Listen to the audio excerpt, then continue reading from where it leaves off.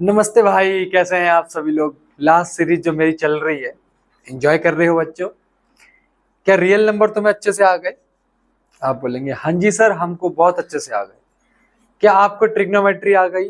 तो भी आप बोलेंगे हाँ जी सर, हमको बहुत अच्छे से आ गई है, हम एंजॉय कर रहे हैं इस आपकी इस सीरीज को।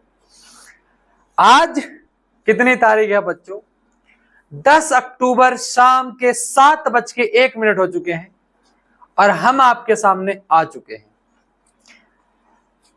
मेक श्योर करिएगा कि ट्रिग्नोमेट्री के कुछ वैल्यूज आपको याद हो, तब जाकर के 5 नंबर का। देखो बेटा, स्टैंडर्ड में आइदर एमसीक्यू 1 नंबर का आएगा और 3 नंबर 2 नंबर में सवाल, और अगर एक एमसीक्यू आया तो साथ में एक 5 नंबर का सवाल आएगा, और अगर इसको सीरियसली नहीं लोगे तो डूब मरोगे।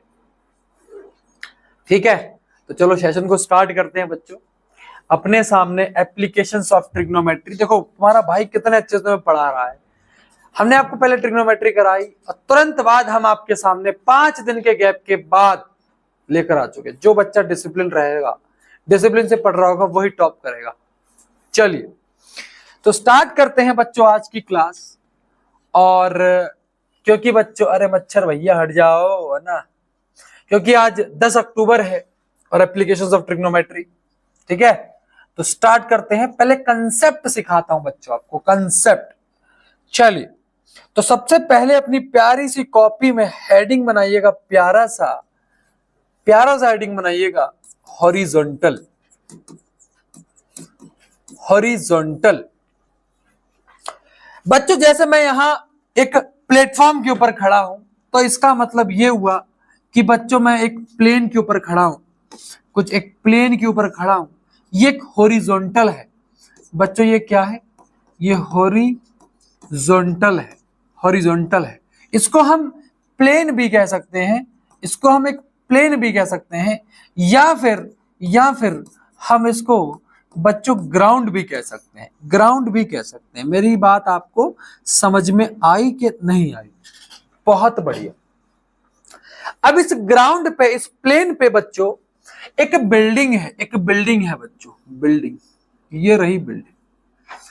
अब ये जो बिल्डिंग है बच्चों, इस बिल्डिंग को यहां पर खड़े होके, अगर इस पॉइंट से मैं इस बिल्डिंग के टॉप को देखूंगा, इस पॉइंट से लेटा लेटा हूं, मैं ऐसे लेटा हूं और बिल्डिंग को देख रहा हूं, क्योंकि बिल्डिंग में सुनैना खड़ी है, मैं उसे ताक रहा हूं।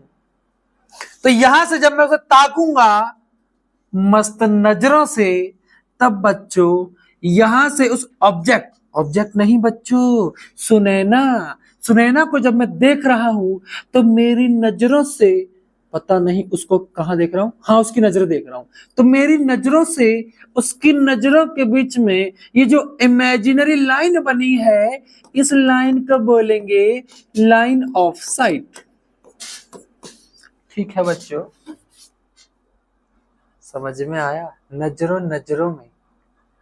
ठीक है, तो ये जो लाइन ऑफ साइट, और ये जो हॉरिजॉन्टल है, इसके बीच में जो एंगल बनेगा। एंगल का मतलब क्या होता है? एंगल का मतलब दो लाइन के बीच में झुकाव। जैसे बच्चों एग्जाम्पल ले लेते हैं। ये 2 बोतलें हैं। अब मैं इसको एक लाइन कह दूं, इसको लाइन कह दूं, देखो झुक गई। देखो जिलेटी है, इसके ऊपर झुक गई, तो बीच में ये जो झुकाव है, इसको एंगल कहेंगे। एंगल समझ में आया बच्चों? अब सुनना, एक लाइन सेगमेंट ये, एक लाइन सेगमेंट ये, तो इसके बीच में जो झुकाव आ रहा है, इसको एंगल बोलेंगे।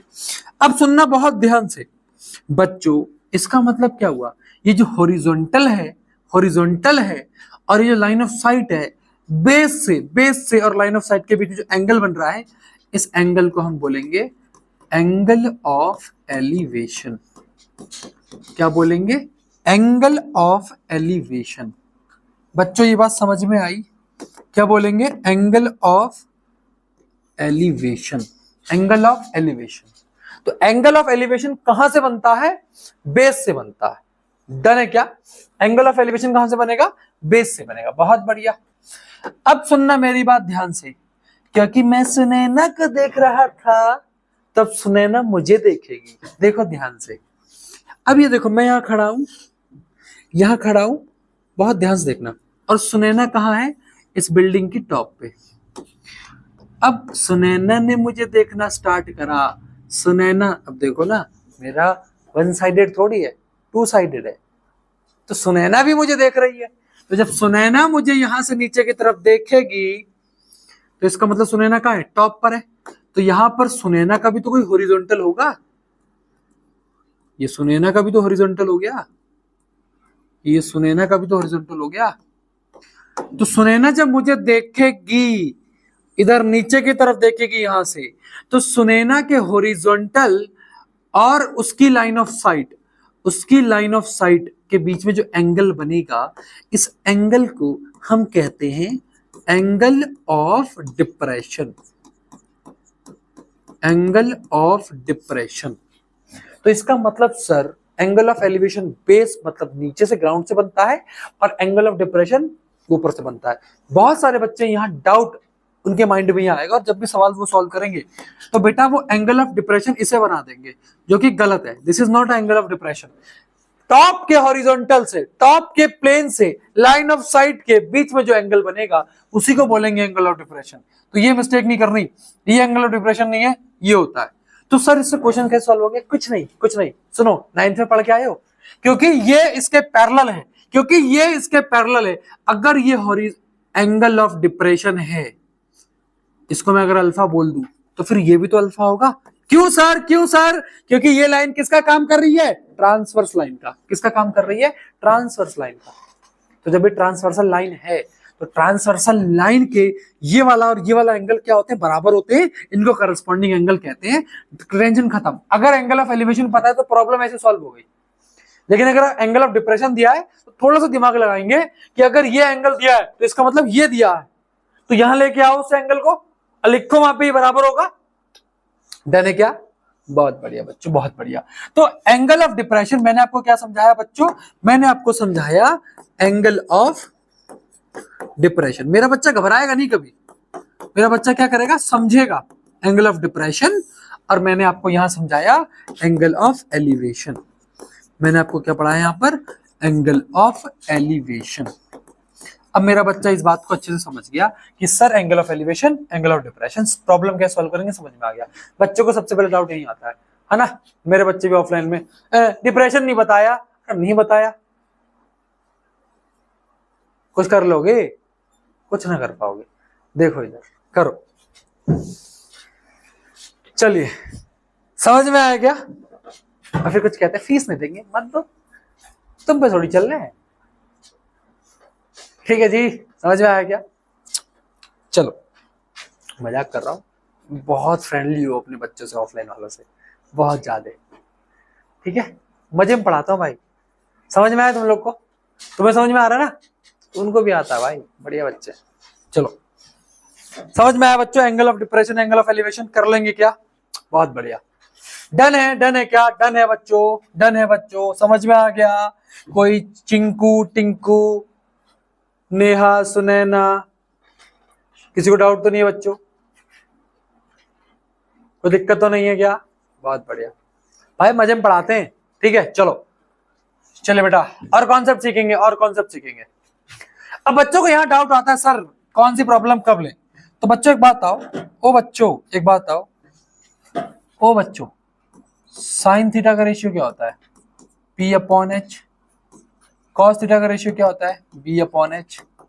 और टेन थीटा का रेशियो क्या होता है? P upon B. बस बच्चों, ये 3 रेशियो याद है, खुदा की कसम बता रहे हैं।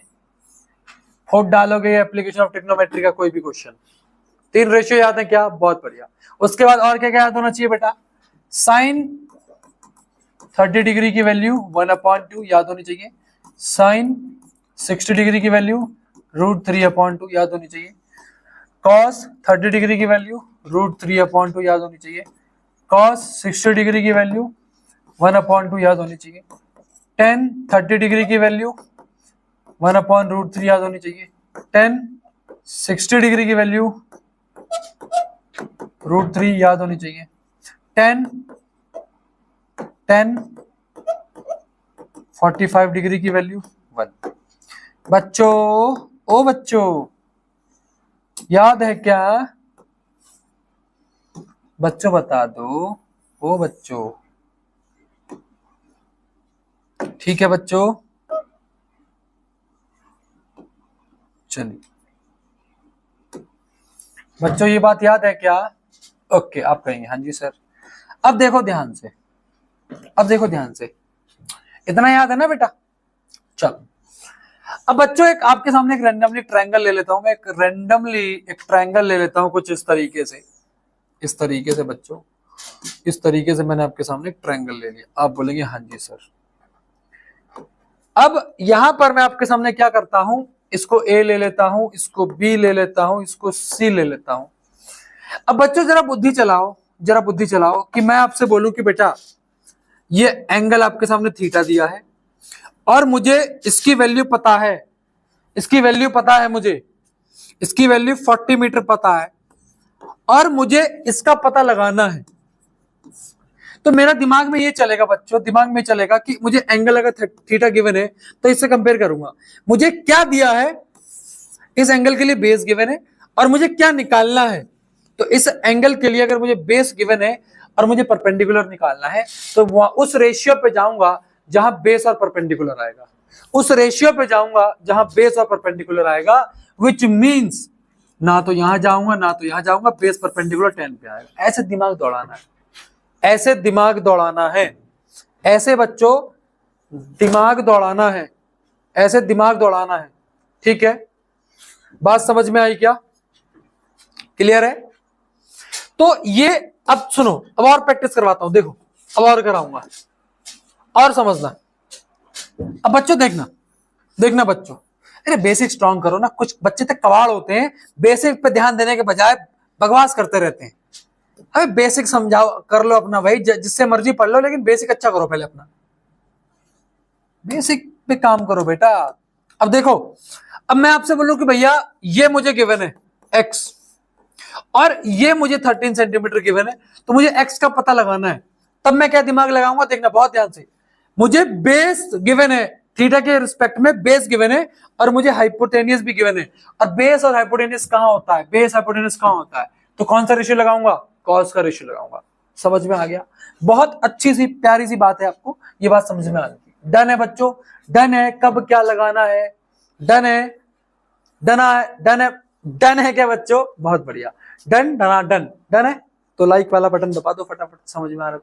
चलो चलो क्वेश्चंस पे आते हैं बेटा, समझ में आएगा आराम से। चलो अब क्वेश्चन को समझो पहले। चलिए अब ये सवाल आपके सामने है और एक नंबर पे पूछा गया है 2023 में, 23 पे पूछा गया है ये सवाल। देखना बेटा, अब पोल 6 मीटर हाई, देखो ये एमसीक्यू है लेकिन एमसीक्यू तो फटाफट करा दूंगा, टेंशन ना लो, लेकिन समझो बेसिक क्या है। अब pole 6 metre high, cast shadow 2√3 meter long on the ground, then the sun's elevation is, मतलब एक पोल है, एक पोल है, मैंने लेट से ले लिया, ये पोल है, ये पोल है, ये 6 मीटर ऊंचा है। कितना मीटर ऊंचा है? तो आप बोलेंगे सर ये 6 मीटर ऊंचा है। अब ये शेडो ग्राउंड, शेडो जाहिर सी बात है ग्राउंड बनेगी तो शेडो इस तरफ बन रही है इसकी, ये इसकी शेडो हो गई। और शेडो कितनी है बेटा? 2√3, 2√3 मीटर। शेडो समझ में आता है ना, जैसे मैं खड़ा हूं तो मेरी शेडो जमीन पे बनेगी, कभी धूप में खड़े हो ना तो तुम्हारे देखना शेडो जमीन पे लेटी हुई दिखाई देगी। तो ये हो गया। अब क्वेश्चन पूछ रहा है कि यहां से सन कितने एलिवेशन पर है, तो सन कितने एलिवेशन पे मतलब थीटा पूछा है। बहुत ध्यान से देखेंगे, मुझे पता है कुछ बच्चों को आता है लेकिन कुछ बेसिक अच्छा होना चाहिए आपका, एबीसी। अब आपसे क्या पूछा है? थीटा पूछा है, थीटा पूछा है।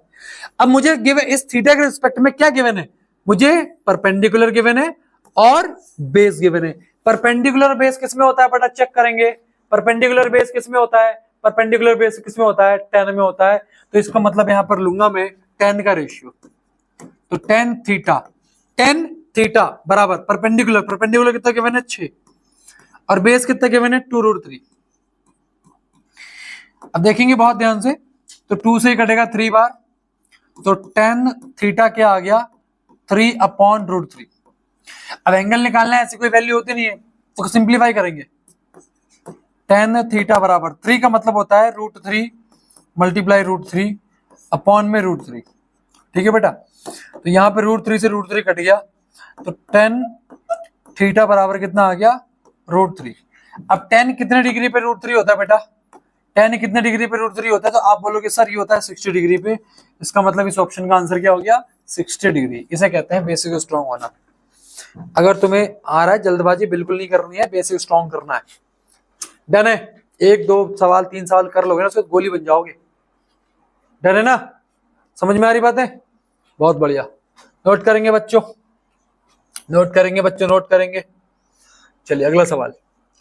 अ lamp post 9 metre high cast a shadow.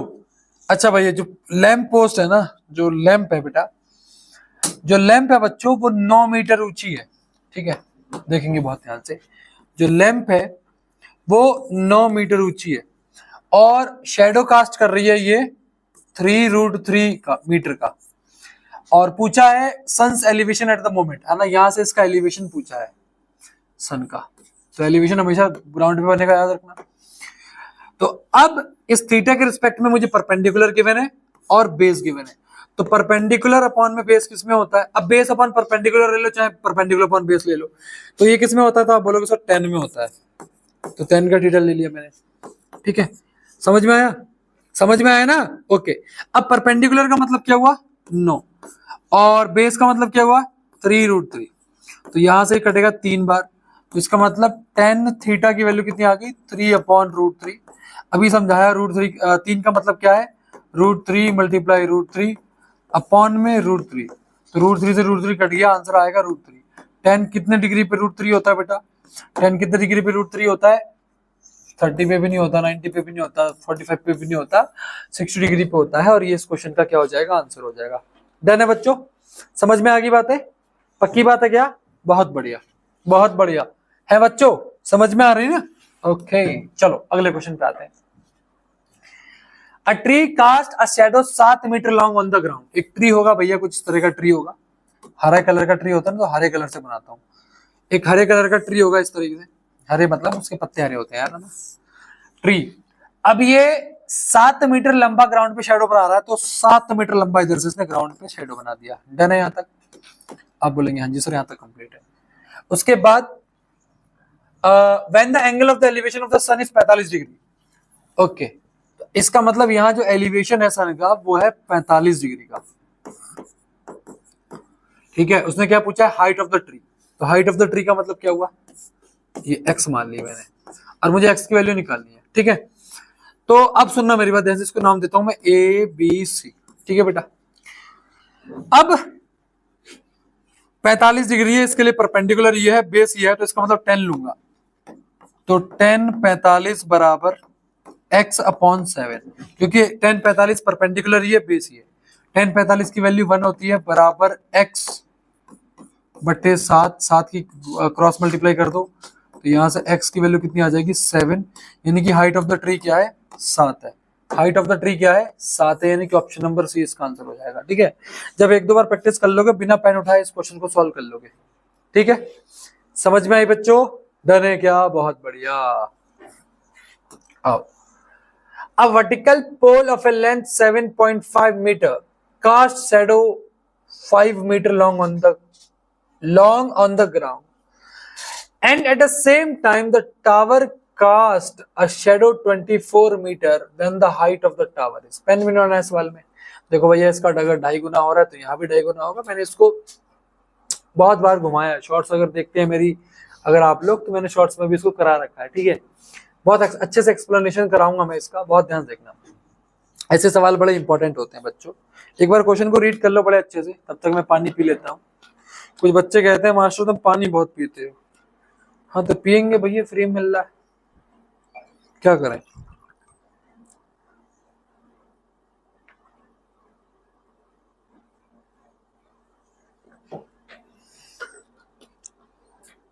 चलिए,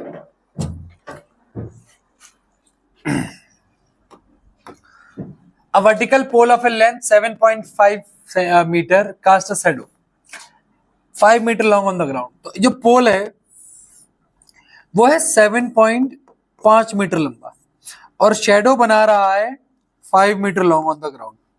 ठीक, ठीक है, और यहां पर एंगल 11 ले लिया थीटा। डन है बच्चों। तो इसका मतलब इसका नाम दे दूं मैं ABC। ओके, अब क्वेश्चन कह रहा है सेम टाइम पे, सेम टाइम का मतलब एंगल सेम रहेगा, तो जो एंगल इस फिगर में ले रहे हो सेम एंगल इसमें रहेगा। सेम टाइम का मतलब समझ में आया, सेम टाइम पे एंगल यहां पे थीटा रहेगा। लेकिन यहां अगर चेक करोगे तो टावर का 24 मीटर लॉन्ग शेडो, तो ये जो शेडो बन रही है वो 24 मीटर लॉन्ग है, और टावर की हाइट पूछी है, मतलब इसकी हाइट पूछी है। अब सुनना मेरी बात ध्यान से, अगर मैं इस वाली फिगर की बात करूं, इसको मैं PQR नाम देता हूं, इसको मैं PQR बोल देता हूं। अब एट अ सेम टाइम इस वाले ट्रायंगल में थीटा मतलब क्या हुआ, परपेंडिकुलर अपॉन में बेस यानी कि tan थीटा लोगे, तो यहां से tan थीटा क्या निकलेगा, AC अपॉन में AB, यानी कि यहां से tan थीटा की जो वैल्यू आएगी वो आएगी 7.5 अपॉन 5। नहीं दिखा बच्चों, नहीं दिखा। यहां से tan थीटा की जो वैल्यू आएगी वो आएगी 7.5 अपॉन में 5। डन है बच्चों, ये आई इस वाले से, इसको हम इक्वेशन नंबर 1 मान लेते हैं। ठीक है, अब दूसरी कंडीशन बच्चों, दूसरे वाले ट्रायंगल में देखो, इस वाले ट्रायंगल में तो यहां परपेंडिकुलर और बेस में रिलेशन है, तो परपेंडिकुलर और बेस में रिलेशन का मतलब tan थीटा ही लेंगे, तो tan थीटा बराबर x अपॉन 24। ये इक्वेशन नंबर 2 हो गई। यहां भी tan थीटा है, यहां भी tan थीटा है, इसका मतलब ये रेशियो आपस में बराबर है। 7.5 upon 5 is equals to x upon 24 यानी कि 24। ये रिलेशन समझ में आया, रिलेशन समझ में आया। थीटा सेम है इसलिए रेशियो सेम है। पॉइंट हटाएंगे 0 बढ़ाएंगे, पॉइंट हटा करके 0 बढ़ाएंगे यहां पर, तो उसके बाद देखो भैया 15 से कटेगा, नहीं कटेगा, नहीं कटेगा, 5 से कटेगा, 5 से 15 बार, 5 से 10 बार, ठीक है। और फिर भैया 5 से काटो 2 बार, 5 से काटो 3 बार, और यहां पर आ गया आपका 3 अपॉन 2 बराबर x अपॉन 24। 24 की क्रॉस मल्टीप्लाई कर दो तो 24 मल्टीप्लाई 3 अपॉन में 2 इज इक्वल टू x। 2 से 12 बार कटेगा, 12 3 से 36, यानी कि ऑप्शन नंबर डी इसका आंसर हो जाएगा। ठीक है, और बिल्कुल शॉर्ट मेथड ये है कि आप जब भी ऐसा सवाल आए तो रेशियो को इक्वेट कर दें, आपका आंसर विद इन सेकेंड हो जाएगा। याद रखिएगा इन चीजों को बच्चों। ठीक है, समझ में आया बेटा, समझ में आया।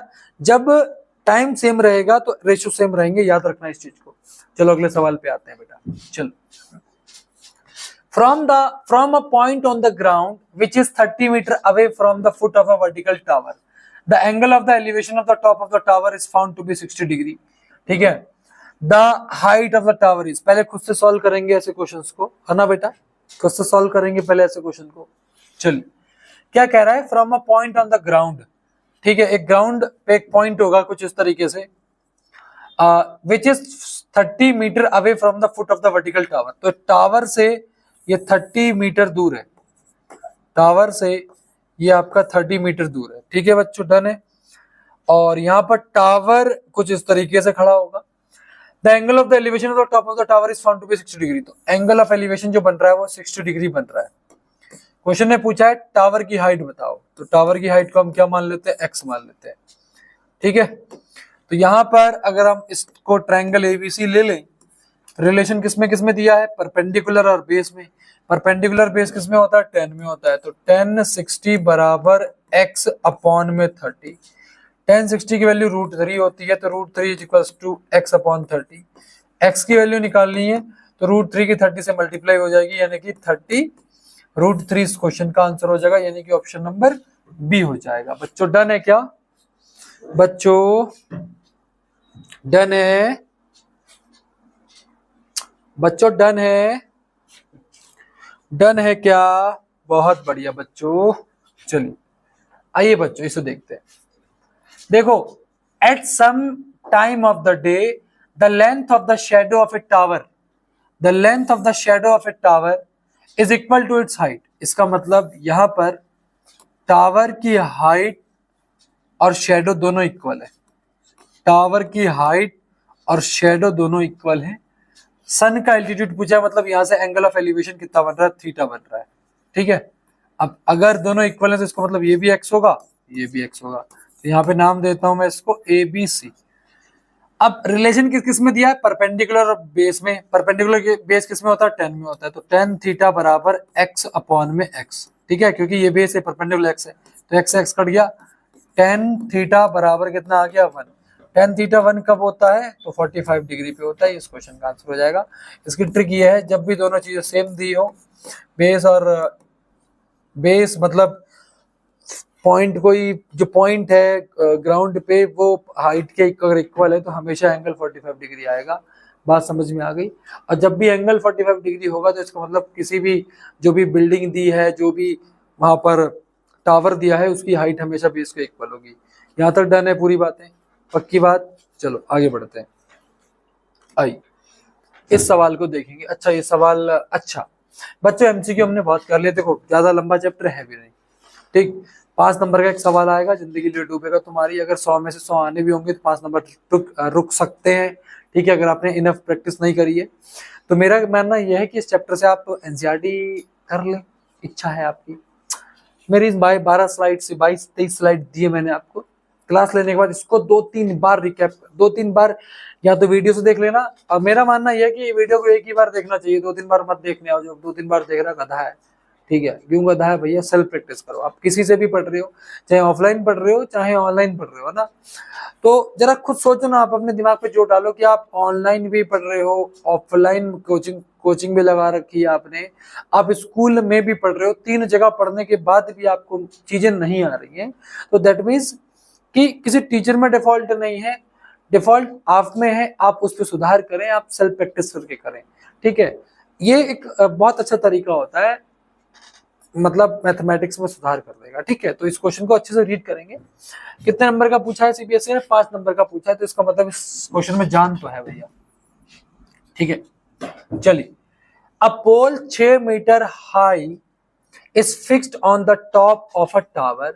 The angle of elevation of the top of the pole observed from a point P on the ground is 60 degree, and the angle of depression of the point P from the top of a tower is 45 degree. Find the height of the tower and distance of the point P from the foot of the tower.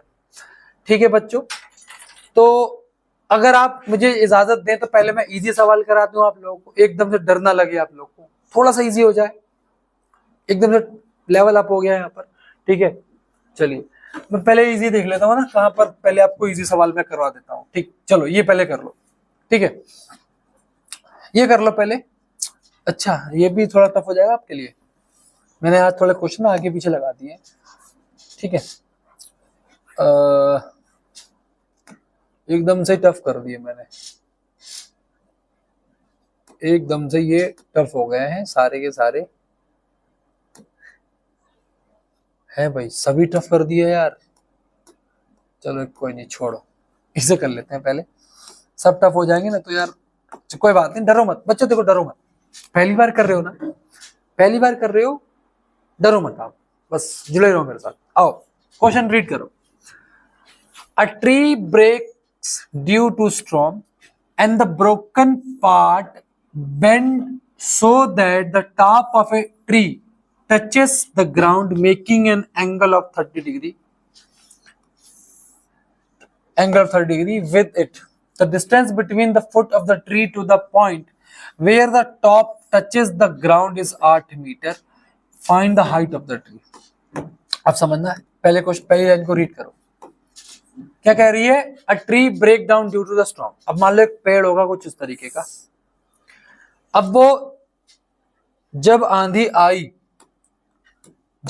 आई तो वो यहां से टूट गया होगा, और यहां से टूटने के बाद ये टुकड़ा जो है ऊपर, ये जो ऊपर की तरफ जा रहा है, ये ऐसे ऐसे ना, ऐसे गिर गया होगा नीचे की तरफ, तो यहां से गिर के यहां टच कर लिया होगा इसने, ठीक है। और ये जब गिरा तो इसने ग्राउंड से इसके यहां तक जो एंगल बनाया वो 30 डिग्री बनाया, यहां तक clear. The distance between the foot of the tree to the point where the top touches the ground, ये टॉप है, टॉप गिर के यहाँ गिरा तो ये टच किया है यहाँ पर ग्राउंड पे, तो यहाँ जो डिस्टेंस दिया है वो 8 मीटर दिया है। क्वेश्चन ने क्या पूछा है, find the height of the tree. अब बच्चे कंफ्यूज होंगे यहाँ पे, देखना ध्यान से। हाइट क्या है, एक तो ये हाइट है, पूरी पूरी हाइट तो यही है ना, लेकिन एक बात बताओ, ये वाला हिस्सा जो है, ये वाला हिस्सा, ये हिस्सा टूट के नीचे की तरफ ये तो गिरा है, ये वाला यही तो गिरा है भाई, ये जो हिस्सा है वो यही तो है। और जब ये हिस्सा इधर गिरा है तो इसका मतलब, ये हिस्सा जब इधर गिरा है तो इसका मतलब क्या हुआ, इसका मतलब क्या हुआ, ये ए है, ये बी है, ये सी है, तो इसका मतलब ए सी और बी सी ये पूरा ट्री की, ये पूरी ट्री की हाइट है, ये पूरे ट्री की हाइट है। तो बच्चों फिर से समझना, ये जो पूरा हिस्सा है, ये हिस्सा टूट के नीचे गिरा है, तो इसका मतलब ये भी ट्री है और ये भी ट्री है। ये जब दोनों को जोड़ेंगे, खड़ा कर देंगे, तो ये पूरा ट्री खड़ा हो जाएगा। तो हाइट ऑफ द ट्री ये प्लस ये रहेगा। समझ में आ गया बच्चे, डाउट यही क्रिएट होता है बच्चों में। तो ये प्लस ये पूरा ट्री की हाइट है, तो इसका मतलब हाइट ऑफ द ट्री क्या हो जाएगा, हाइट ऑफ द ट्री क्या हो जाएगा बच्चों, ए सी प्लस बी सी, यही तो हो जाएगी हाइट ऑफ द ट्री। हमको ए सी और बी सी दोनों को निकालना पड़ेगा, यही होगी बच्चों। आप बोलेंगे हाँ जी सर। चलो अब एक एक करके काम करते हैं। सबसे पहले हम ए सी को निकालते हैं। किसको निकालेंगे, ए सी को। तो इन ट्राइंगल ए बी सी, अब ए सी को मैंने क्या मान लिया, एक्स मान लिया। अब जो साइड गिवन है, जो साइड गिवन है और जिसको निकालना है, इन दोनों में रिलेशन देखो, ये 30 डिग्री है, इसके लिए परपेंडिकुलर है और ये बेस है, क्योंकि जो गिवन है उसका तो यूज करना पड़ेगा ना। तो ये वाली साइड जो है ए बी, जो कि बेस है इस एंगल के लिए, और ये परपेंडिकुलर है, तो यहां पर हम परपेंडिकुलर और बेस का यूज करके परपेंडिकुलर निकालेंगे। तो कौन सा, किसको लें, किसका रेशियो लें, परपेंडिकुलर बेस किसमें होता है, 10 में। तो आज कुछ बच्चे बोलेंगे कॉट ले लो, आप ले लो कॉट, सेम आंसर आएगा। तो tan 30 degree is equals to, perpendicular है ए सी और बेस है ए बी। tan 30 की वैल्यू कितनी होती है, 1/√3, और ए सी की वैल्यू कितनी गिवन है, x, और ए बी की वैल्यू कितनी गिवन है, 8। तो यहां से जो x की वैल्यू आएगी वो आएगी 8/√3। कैसे आई समझो, 8 को यहां ले आए बस, तो x की वैल्यू आ गई। अब क्योंकि हमको x नहीं निकालना, AC क्या लिया हमने, x लिया है, क्योंकि हमको x और मतलब हमको AC और BC दोनों निकालना, तभी तो हाइट ऑफ ट्री निकलेगी। तो अब निकालेंगे BC, यानी कि किसे, इसको। अब जरा बुद्धि चलाओ बच्चों, अब x की वैल्यू जो आई है वो किस टर्म में आई है, 8/√3 की, या तो इसको यूज कर लो। मैं ये कहूंगा बेस और हाइपोटेनियस का यूज करो। इस एंगल के लिए ये बेस है और ये हाइपोटेनियस है। तो अब आप BC निकालने के लिए, BC को हम y ले लेते हैं, तो BC को हम y ले लेते हैं, तो BC निकालने के लिए बेस अपॉन परपेंडिकुलर का यूज कर लो। तो यहां पर cos, बेस अपॉन परपेंडिकुलर किसमें होता है, cos में होता है, तो cos 30 ले लेते हैं। cos 30 बेस क्या है बेटा इसका, 30 का बेस क्या है, AB, और हाइपोटेनियस क्या हो जाएगा, BC। cos 30 की वैल्यू कितनी होती है, √3/2, और AB की वैल्यू कितनी गिवन है बच्चों, 8, और BC की वैल्यू कितनी गिवन है, y। हमको y का वैल्यू निकालना है। तो अब y का वैल्यू निकाल, तो y को वहां ले जाओ, और अपॉन में आ जाएगा √3, और 2 8 जा 6, सॉरी 2 8 जा 16, तो y की वैल्यू क्या आ गई, 16/√3। तो हमको x की वैल्यू भी पता लग गई और y की वैल्यू पता लग गई। तो इसका मतलब हम निकालेंगे अब क्या, height of the tree. Height of the tree क्या है, AC प्लस BC, यानी कि x प्लस वाई। x का वैल्यू कितना आया, 8/√3, y का कितना आया, 16/√3। डिनोमिनेटर सेम है, जब डिनोमिनेटर सेम होता है तो न्यूमरेटर को हम ऐसे जोड़ देते हैं। तो 8 + 16 24/√3। अब डिनोमिनेटर में √3 नहीं छोड़ना है तो √3 से ऊपर भी मल्टीप्लाई कर दो और नीचे भी कर दो, तो क्या हो जाएगा ये 24 √3 और नीचे √3 की √3 से मल्टीप्लाई होगी 3, अब 3 से 24 कट जाएगा 8 बार, तो हाइट ऑफ द ट्री कितना आ गया 8 √3। जब तक क्वेश्चन में नहीं बोला है √3 की वैल्यू पुट करो तब तक नहीं करनी है, जब तक क्वेश्चन में नहीं बोला है √3 की वैल्यू पुट करो तब तक नहीं करनी है बच्चों। समझ में आया बच्चों? डन है बच्चों? समझ में आया क्या? डन है? बहुत बढ़िया बच्चों, बहुत बढ़िया। चलो इजी सवाल था, ठीक है। नोट कर लो बच्चों फटाफट से, चलो करो नोट। नोट करते चलो, साथ साथ आलस मत दिखाओ, फटाफट करो।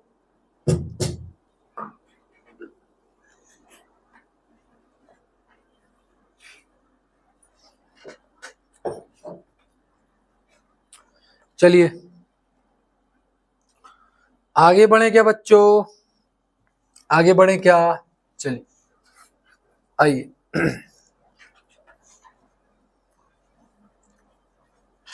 चलो इसको करते हैं।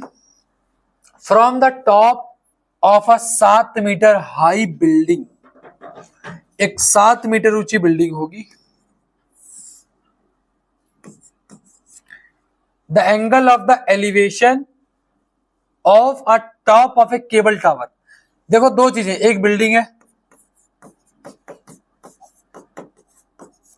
और दूसरा टावर है, ये टावर है। क्वेश्चन कह रहा है कि from the top of a 7 metre high building the angle of elevation, the angle of elevation of the top of a cable tower is 60 degree. अब एंगल ऑफ एलिवेशन कहां से बनेगा? बिल्डिंग के टॉप से बनेगा, तो बिल्डिंग के top से एक हॉरिजॉन्टल बनाना पड़ेगा और यहां से एंगल ऑफ एलिवेशन बनाना पड़ेगा जो कि कितना है 60 degree. And the angle of depression of its foot is 45 degree. अब डिप्रेशन कहां से बनेगा? यहीं से बनेगा, टॉप से ही बनेगा, लेकिन इसके फुट पे बनेगा, तो एंगल ऑफ डिप्रेशन ये हो गया 45 डिग्री। क्वेश्चन को फिर समझो। Top, from the top of a 7 metre high building the angle of the elevation of the top of a cable tower, cable tower के टॉप का एंगल ऑफ एलिवेशन टॉप से बनेगा, तो यहां से बनाया हमने हॉरिजॉन्टल बना के, हम आपको एग्जाम में भी ऐसे करना है। And the angle of depression, अब डिप्रेशन तो यहीं से बनता है, हॉरिजॉन्टल बना दिया हमने, डिप्रेशन नीचे की तरफ बनेगा, तो ये बन गया 45 degree. Find the height of the tower. इसका मतलब उसने क्या पूछा है? उसने पूछा है यहां से लेकर के यहां तक का डिस्टेंस, यानी कि जिसको हम क्या मान लेते हैं, एच मान लेते हैं, जिसको हम क्या मान लेते हैं, एच मान लेते हैं। देखो बहुत ध्यान से समझो, ठीक है। यहां इसका मैं हॉरिजॉन्टल खींच देता हूं। डन बच्चों? अब बुद्धि चलाओ कैसे निकालना है। अब जरा दिमाग दौड़ाओ, अगर यहां से लेके यहां तक 7 है तो ये भी तो 7 हुआ, ठीक है। अगर यहां से लेके यहां 7 तो ये भी तो 7 हुआ, मतलब यहां से लेके यहां तक 7 हुआ। अब अगर मैं ऊपर वाले हिस्से को, यहां से लेके यहां तक के हिस्से को अगर मैं x मान लूं, तो हाइट ऑफ द बिल्डिंग क्या हो गया, sorry height of the tower, वो बिल्डिंग है ना, टावर का हाइट ऑफ द टावर क्या हो गया, जो कि h है, जो कि क्या है, h है, तो h का वैल्यू क्या हो जाएगा, x + 7। तो कुल मिलाकर के हमको किसका वैल्यू निकालना है, x का वैल्यू निकालना है, तब जाके हाइट निकल जाएगी। डन है? समझ में आई बात? तो मेरा पूरा जिंदगी का जोर जो जाएगा अब वो जाएगा x को निकालने पे। x निकालो, x को जिंदगी से सबसे पहले निकालो। अरे मैं क्या बोल रहा हूं, x की वैल्यू निकालो। अब देखो ध्यान से, मैं किस किस का यूज करूंगा। देखो पहले मैं 45 डिग्री का यूज करता हूं। डन है? अब देखो मुझे बताओ, अगर यहां से लेकर के यहां तक का डिस्टेंस y है, यहां से लेकर के यहां तक का डिस्टेंस अगर y है, तो इसका मतलब यहां से लेकर यहां तक का डिस्टेंस भी तो y होगा। अब मैं y का निकाल के क्या करूंगा, भैया कर लूंगा, तो मैं x निकाल पाऊंगा अगर मैंने y निकाल लिया, तो मैं x निकाल पाऊंगा अगर मैंने y निकाल लिया, क्योंकि फिर ये वैल्यू आ जाएगी तो मैं ये निकाल लूंगा आसानी से। तो y, ये वाला y निकालना आसान है। कैसे? ये वाला y निकालना आसान कैसे है? क्योंकि अगर ये एंगल ऑफ डिप्रेशन है, तो अगर ये 45 है तो ये भी तो 45 होगा। अभी थोड़ी देर पहले समझाया था, क्योंकि कैसे हैं दोनों करस्पॉन्डिंग एंगल्स पैरेलल लाइन के बीच में। अब नाम दे लो इसको, A B is the height of building, फिर यहाँ पर सी, ये डी और ये ई, इसका नाम दे लिया आपने। अब देखो एंगल डी बी सी हम लिखेंगे पहले, angle D B C is equal to angle D B C is equal to angle B C A, corresponding angles, ये लिखना जरूरी है, स्टेप मार्किंग मार्क कटेंगे। अब हम y की वैल्यू निकालने के लिए ट्रायंगल बी सी ए का यूज करते हैं, यानी कि ए बी सी का यूज करते हैं, ठीक है। तो यहां मैं लिख देता हूं इन ट्रायंगल ए बी सी। हमको y निकालना है, तो हमको दिया है परपेंडिकुलर और बेस हमको निकालना है, तो परपेंडिकुलर बेस में रिलेशन 10 में होता है, तो 10 45 इज इक्वल्स टू, परपेंडिकुलर है ए बी और बेस है मेरा ए सी, तो 10 45 1, ए बी की वैल्यू 7 दी है और ए सी की हमने y लेट की थी, तो यहां से y की वैल्यू क्या आ गई 7। अगर y की वैल्यू 7 आ गई है, तो अगर इसका मतलब यहां से लेकर के यहां तक कितना है 7, तो अगर यहां से यहां तक 7 है तो मतलब ये भी तो 7 होगा। अब कौन सा ट्रायंगल में आ जाओ, ट्रायंगल बी डी ई में आ जाओ। तो in triangle B D E 10 नहीं 60 के लिए ये x, ये जो x है ना, तो इतना x है, तो 60 के लिए ये परपेंडिकुलर, ये बेस, परपेंडिकुलर बेस में रिलेशन यानी कि 10 60, तो 10 60 बराबर परपेंडिकुलर क्या है ED, परपेंडिकुलर क्या है ED और बेस क्या है BD। 10 60 की वैल्यू √3 और ED की वैल्यू है x और BD की वैल्यू है 7, तो यहां से x की वैल्यू क्या आ गई 7√3, x की वैल्यू क्या आ गई 7√3। देखो कितनी कम वैल्यू आ रही है x की, इसीलिए x की वैल्यू हमेशा कम होती है। तुम लोग पता नहीं कहां सर पे चढ़ा के रखते हो, ठीक है। तो अगर x की वैल्यू 7√3 आ गई, हमको क्या निकालना था हाइट ऑफ द टावर, तो हमने क्या लेट किया था, यही तो लेट किया था, तो इसका मतलब हाइट ऑफ द टावर क्या हो गया, इसको यहां लिख दे रहा हूं, हाइट ऑफ द टावर क्या हो गया h, क्या हो जाएगा x का वैल्यू कितना आया 7√3 और प्लस 7।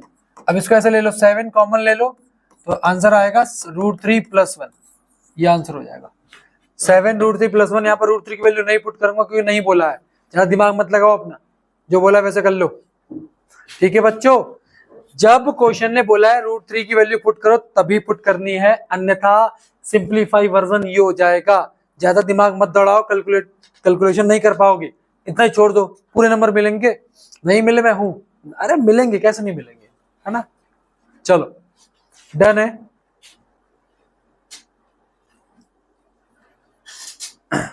यहां तक डन है बच्चों, चलिए बहुत बढ़िया, नोट करेंगे।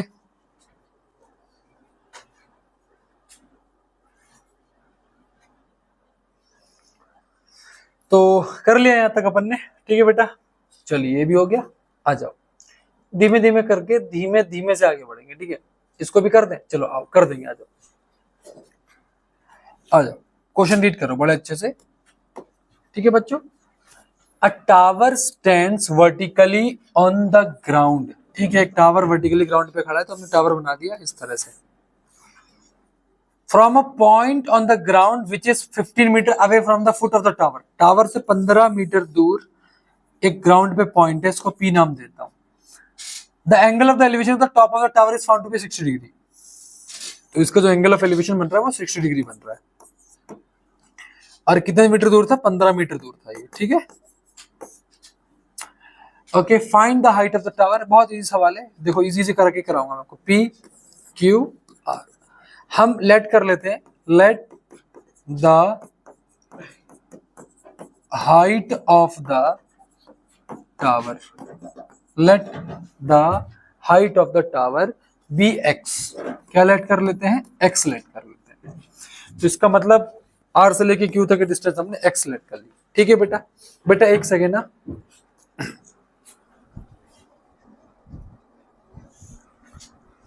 चलिए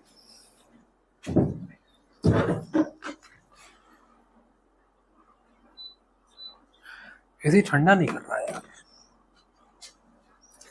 चलिए तो ठीक है, let the height of the tower be x, ठीक है।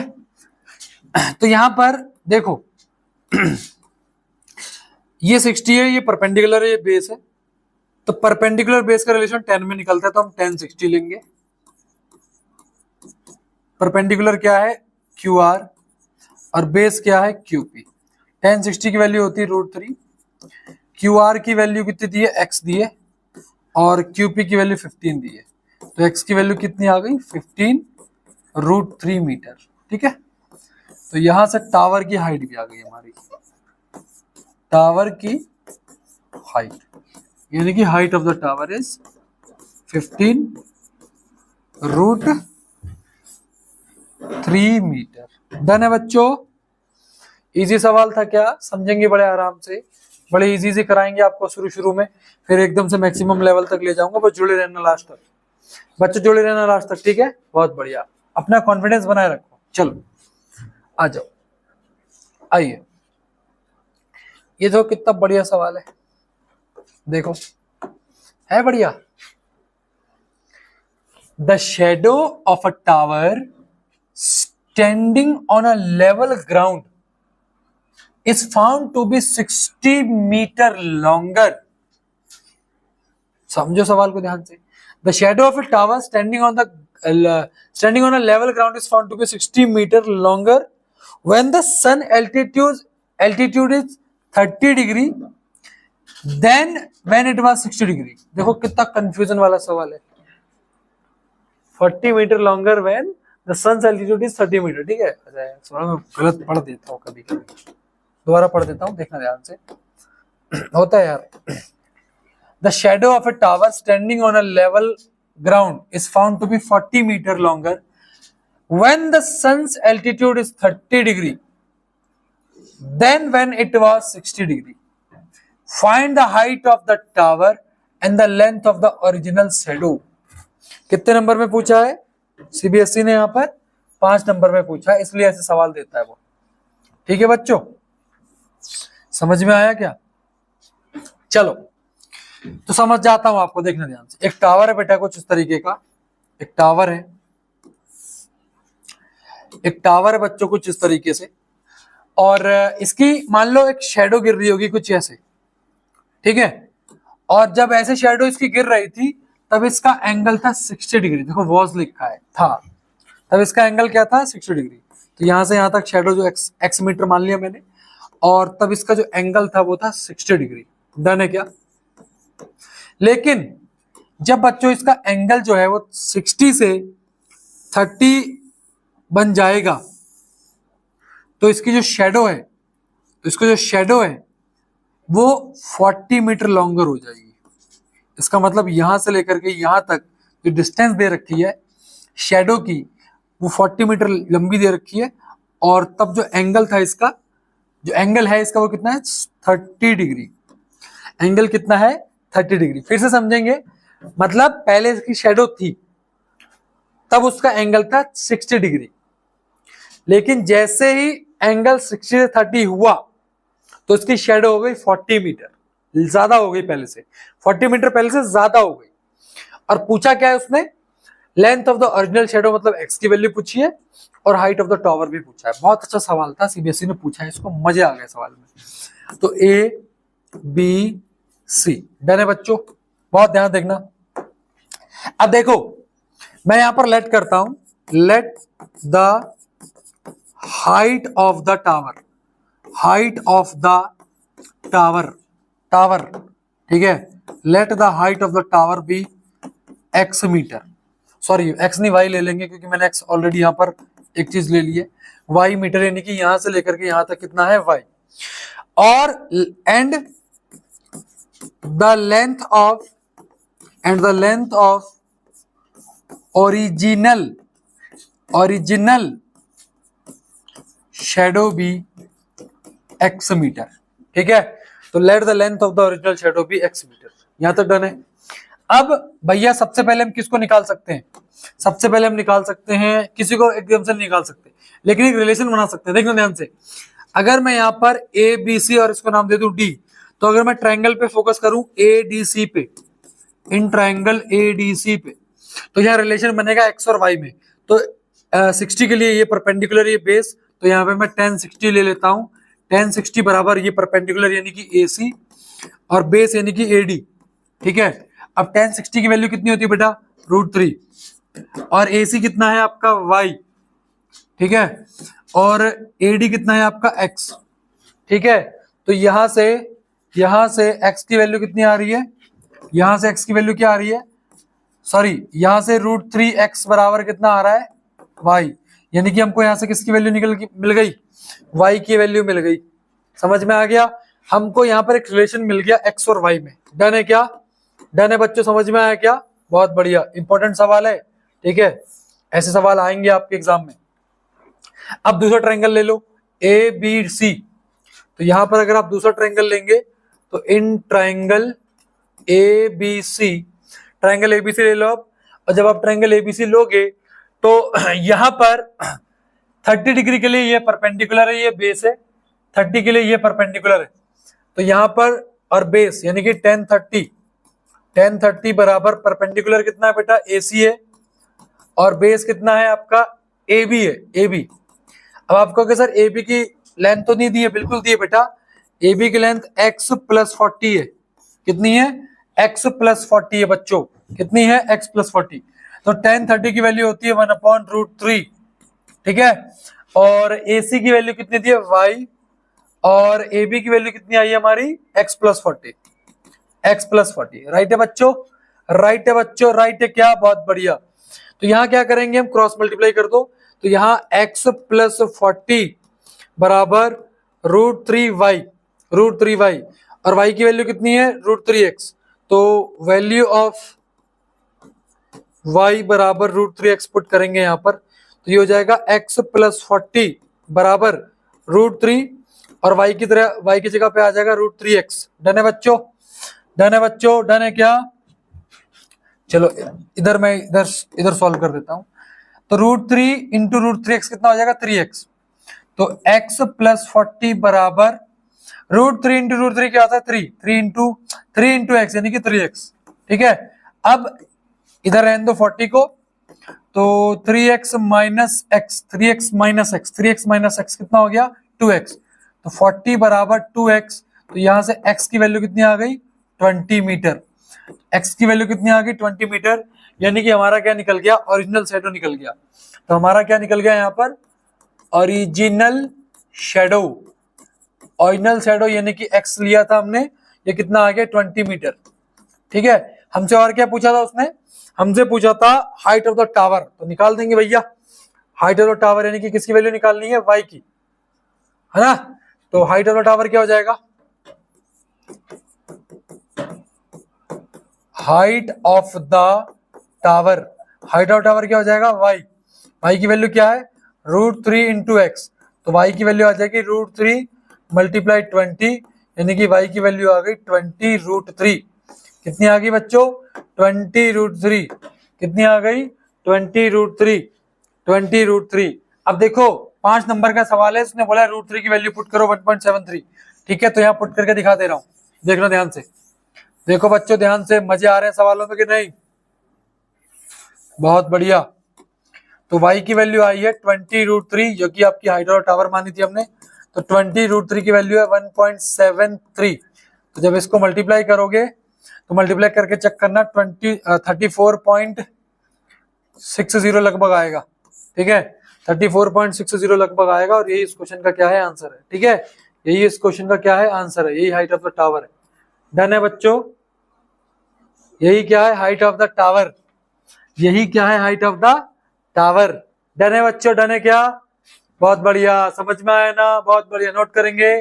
ठीक है, तैयार रहेंगे ऐसे सवालों के लिए। 5 नंबर मैं बता रहा हूं, चैप्टर बहुत इंपॉर्टेंट है, इग्नोर मत मार के जाओ बोर्ड में। चलो देखना बच्चों अगले सवाल को। ओके चलो, from a point on a bridge across the river, river के आर पर ब्रिज मतलब एक पॉइंट है रिवर पे, ब्रिज के अक्रॉस पे, the angle of depression of the bank on opposite side of the river are 30 and 60 respectively. If the bridge is at a height of 4 meter from the bank, ठीक है, find the width of the river. सुनो भैया, सुनो ध्यान से, बहुत अच्छे से। एक रिवर जा रही है भैया, ठीक है, तो ब्रिज होगा उसके ऊपर, रिवर के ऊपर ब्रिज होगा कुछ इस तरीके से, है ना। ये मान लो रिवर फ्लो कर रही है, ये पूरी रिवर फ्लो कर रही है और इस पर ब्रिज बना है, तो ब्रिज के एक पॉइंट से, टॉप से, है ना, ब्रिज के ऊपर से, है ना, ब्रिज के ऊपर से the angle of depression of the bank on opposite side, bank मतलब किनारा, ठीक है, देख किनारा, इस किनारे का एंगल और इस किनारे का एंगल, लेकिन कौन सा एंगल,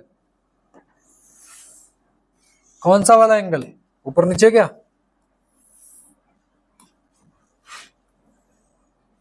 ठीक है।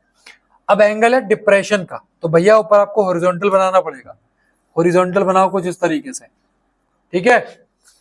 अब एंगल ऑफ डिप्रेशन 30 डिग्री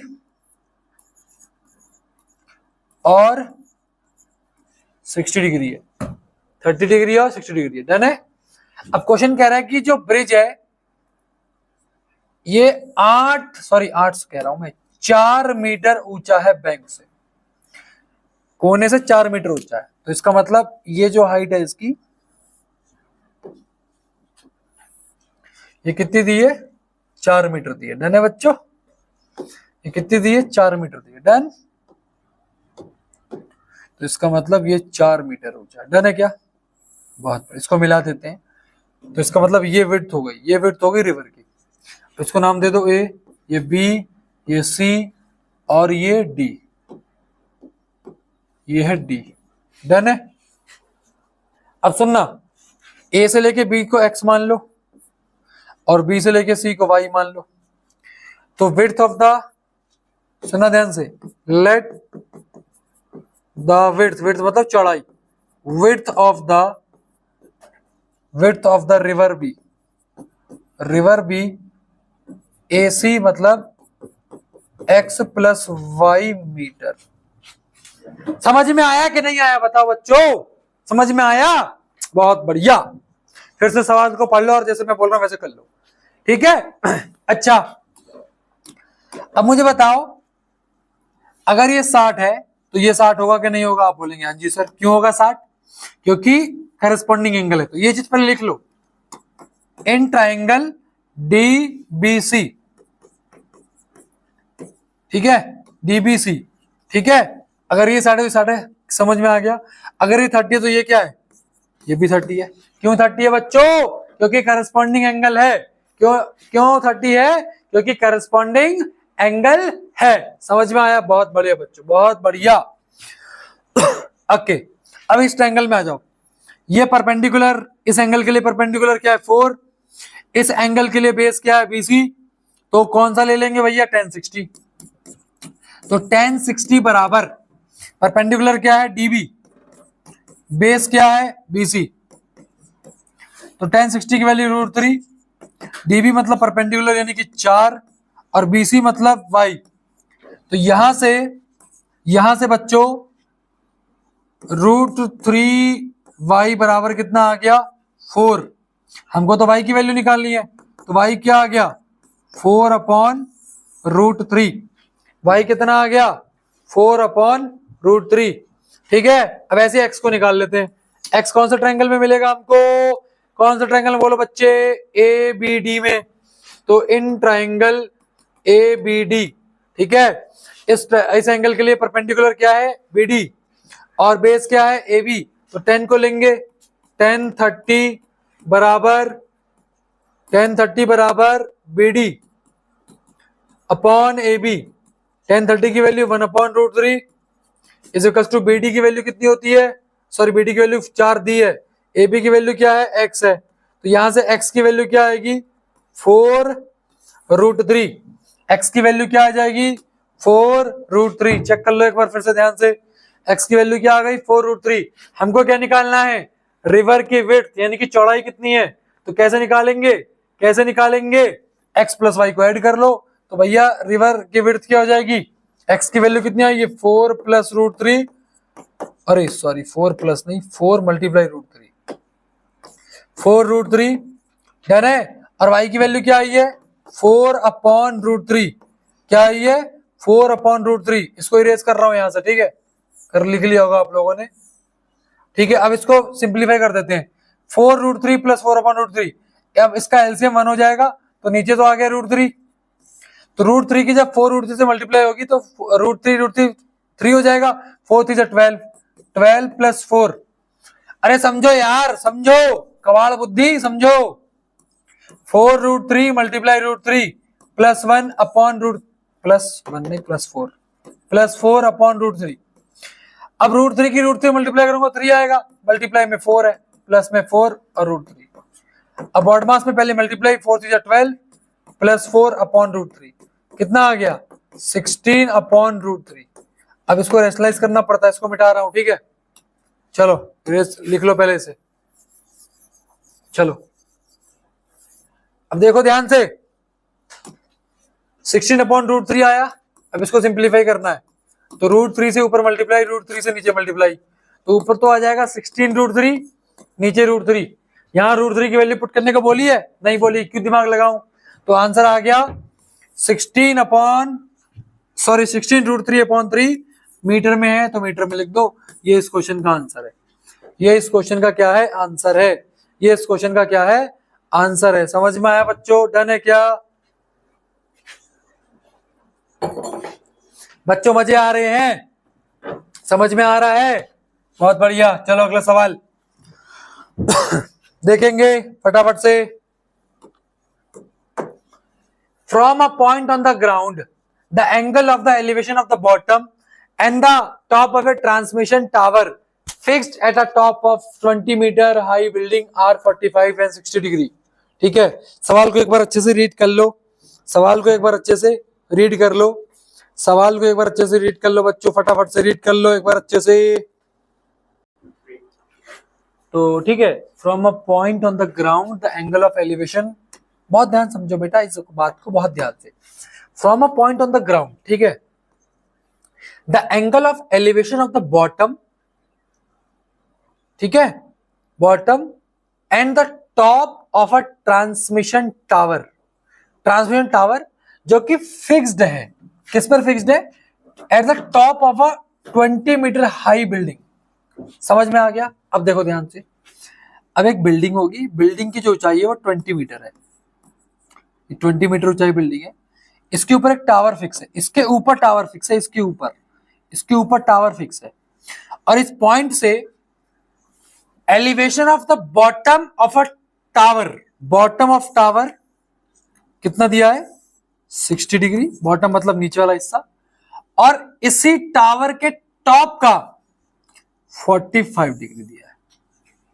समझ में आया। अच्छा सॉरी, पहला 45, सॉरी एक सेकेंड, ये 45 डिग्री दिया है और टॉप का दिया है 60 डिग्री, ऐसे समझेंगे, रिस्पेक्टिवली लिखा था मैंने, देखा नहीं उसको ध्यान से। ठीक है बेटा, तो ये 60 डिग्री दिया है, मतलब यहां से ये केवल 45 है, ये 45 है और ये पूरा 60 है। डन, समझ में आया, नहीं समझे, मैं समझा रहा हूं। ग्राउंड के एक पॉइंट से 20 मीटर ऊंची बिल्डिंग पे, 20 मीटर ऊंची बिल्डिंग पे एक टावर फिक्स है, तो ग्राउंड के इस पॉइंट से इस टावर के बॉटम का एंगल 45 है, और इस टावर के टॉप का जो एंगल है वो आपका 60 डिग्री है।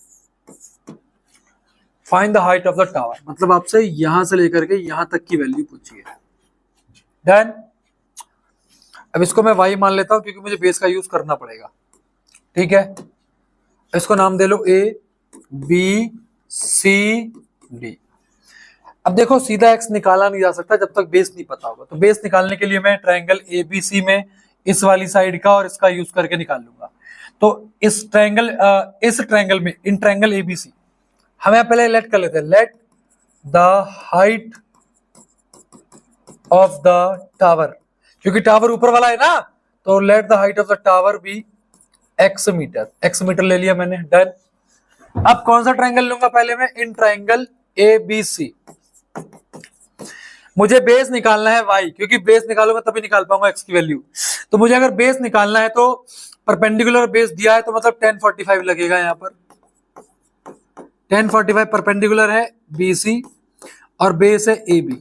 1045 की वैल्यू 1 और BC कितना है 20 और AB कितना है आपका, AB कितना है AB y। तो यहां से y की वैल्यू कितनी आ गई आपकी, y की वैल्यू यहां लिख दे रहा हूं, y की वैल्यू यानी कि बेस कितना आ गया 20 मीटर आ गया। बेस कितना आ गया 20 मीटर, यानी कि ये आपका 20 मीटर आ गया। डन है बच्चों, डन है बच्चों, डन है, बहुत बढ़िया बहुत बढ़िया। अब मुझे x निकालना है तो मेरे पास बेस आ गया। अब मैं 1060 का यूज करूंगा। 1060 कहां है, ABD में। तो इन ट्रायंगल ABD 1060 लूंगा क्योंकि ये परपेंडिकुलर हो जाएगा, बेस हो जाएगा। तो 1060 परपेंडिकुलर, ये है परपेंडिकुलर B से लेके D तक, तो परपेंडिकुलर BD है और बेस क्या है AB। अब आपको कहोगे सर BD की वैल्यू तो पता नहीं लग रही, तो BD की वैल्यू क्या है, यहां से यहां तक 20 और यहां से यहां तक x, तो 20 प्लस x हो जाएगी। BD की वैल्यू क्या हो जाएगी 20 प्लस x, यानी कि 1060 की वैल्यू √3, BD की वैल्यू क्या है 20 प्लस x और AB की वैल्यू है 20। डन है। तो यहां जब क्रॉस मल्टीप्लाई करूंगा तो ये हो जाएगा 20√3 बराबर 20 प्लस x। फिर से चेक कर लो एक बार ध्यान से, हमको x के लिए निकालने, निकाल दो। तो 20 को इधर ले आओ, तो 20√3 माइनस 20 बराबर x। यहाँ √3 की वैल्यू पुट करने के बोली है कि 5 नंबर के सवाल में नहीं बोली, तो हमको x का वैल्यू तो निकालना है। तो x की वैल्यू कैसे निकलेगी, 20 कॉमन ले लो यहाँ से। 20 जब कॉमन ले लोगे तो यहाँ बचेगा √3 माइनस 1। देखो 20 कॉमन लिया, 20 यहाँ भी है 20 यहाँ भी है, तो 20 कॉमन लिया तो √3 माइनस 1 बचा। अगर सिंप्लीफाई करना चाहते हो सही है, अन्यथा आंसर ये भी सही है, अन्यथा आंसर ये भी सही है। इंपॉर्टेंट सवाल है, 5 नंबर में पूछा जा चुका है, दोबारा आने की शक्यता पूरी है। डन है बेटा, डन है बेटा, समझ में आया, समझ में आया बच्चों, आया तो चलो ये करते हैं। ये जो क्वेश्चन है, ये जो क्वेश्चन है, ये जो क्वेश्चन है, ये थोड़ी देर पहले से सवाल किया है हमने।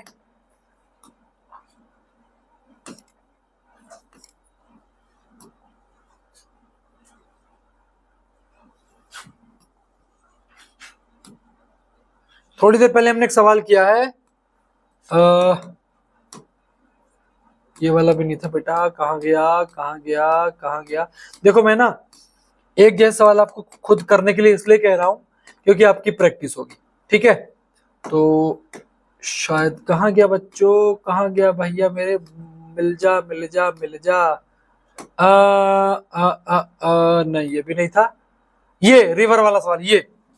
ये जो सवाल है सेम, ये ना रिवर बनाई थी मुझे याद नहीं है, ये सवाल है, ये वाला सेम सवाल आपको ये वाला है, ये वाला है। प्लीज प्लीज बच्चा करिएगा इसको, ठीक है। यहाँ पर हाइट कितनी दे रखी है, ठीक है, हाइट आपको 45 मीटर दे रखी है। प्लीज ट्राई करेगा, 5 नंबर में पूछा गया सवाल है। प्लीज बच्चों कमेंट सेक्शन में इसका आंसर बताइएगा मुझे बेटा, कमेंट सेक्शन में इसका आंसर बताइएगा, ठीक है बेटा।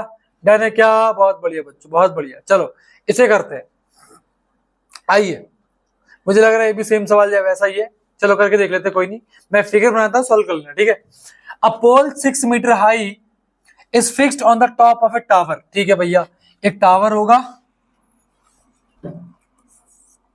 टावर होगा कुछ इस तरीके का, और इसके ऊपर एक पोल को फिक्स किया गया है और पोल की हाइट दे रखी है 6 metre. The angle of the elevation of the top of a pole, ठीक है। तो ये ऊपर वाला पोल है ना, ये पोल है, ये पोल है, ठीक है। Pole is observe from a point P on the ground, point P on the ground. इस P पॉइंट से पोल के यहाँ का जो एंगल है वो 60 डिग्री ऑब्जर्व किया गया है। तो मुझे यहाँ हॉरिजॉन्टल बनाना पड़ेगा पहले, ये हो गया 60 डिग्री, डन है। And the angle of depression of the point P from the top of a tower, भैया angle of depression of the point P from the top of a tower. ये तो पोल है, ये तो पोल है, टावर ये रहा, टावर से एंगल ऑफ डिप्रेशन बन रहा है कितना, कितना,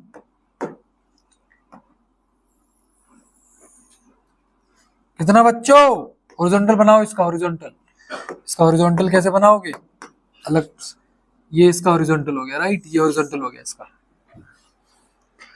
तो यहां से जो एंगल ऑफ डिप्रेशन बन रहा है वो बन रहा है 30 डिग्री।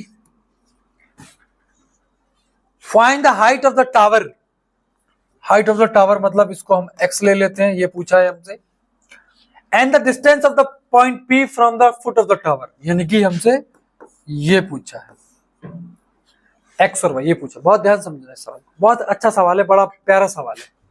चलो सॉल्व कर देता हूं मैं इसे, बहुत ध्यान से देखेंगे बच्चों, बहुत ध्यान से देखेंगे, ठीक है। मैं हट जाता हूं थोड़ा यहां से, ठीक है। तो इसको मैं नाम देता हूं P, ये आपका Q हो गया, ये R हो गया और ये S हो गया, ये आपका S हो गया। डन है बच्चों, चलो ठीक है बेटा।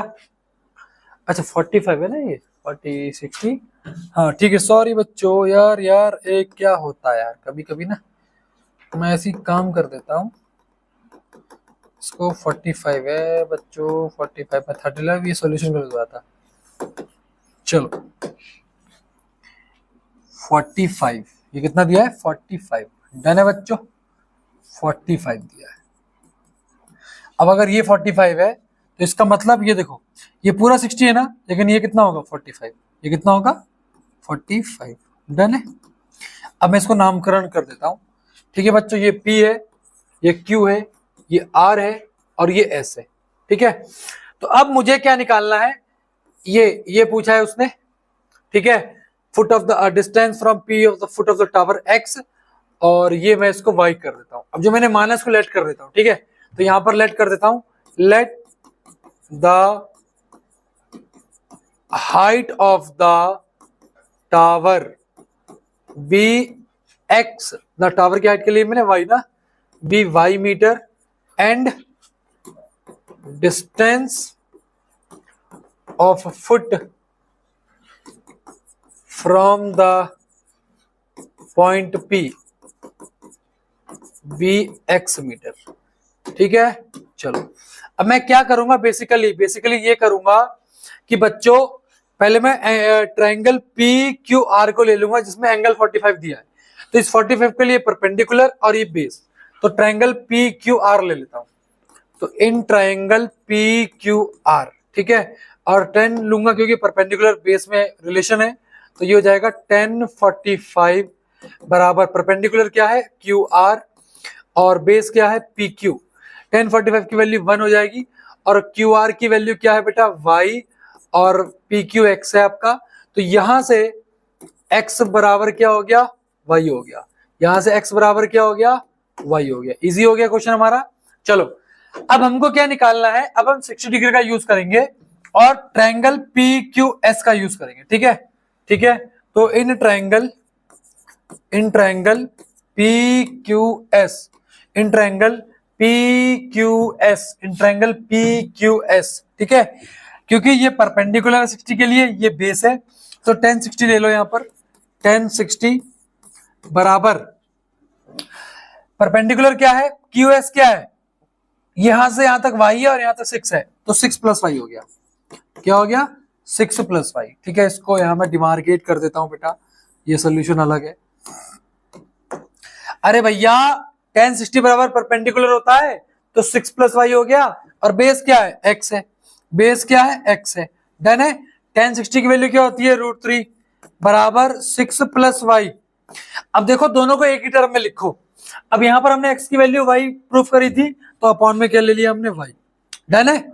अब क्रॉस मल्टीप्लाई कर दो, तो √3Y बराबर 6 + Y, √3Y बराबर 6 + Y।